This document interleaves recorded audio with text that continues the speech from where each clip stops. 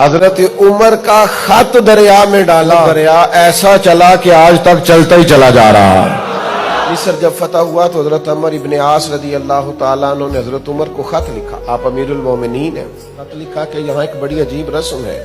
کہ دریا مصر کا ہر سال خشک ہو جاتا ہے، پھر ایک جوان اور کنواری لڑکی قتل کر کے گلا کاٹ کے دریا میں ڈالتے ہیں، معاذ اللہ، پھر یہ دریا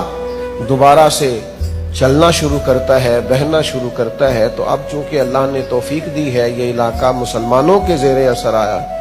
آپ بتائیے اب کیا کرنا ہے؟ فاروق اعظم رضی اللہ تعالیٰ انہوں نے جواب میں خط لکھا، ڈانٹ دیا، فرمایا یہ تم نے کیا بات کی، یہ سوال پوچھنے کی تو ضرورت ہی نہیں تھی، اسلام اس طرح کی کسی چیز کی سپورٹ نہیں کرتا۔ خط لکھا حضرت عمر نے حضرت عمر بن عاص کے نام، اور ایک خط لکھا دریا کے نام،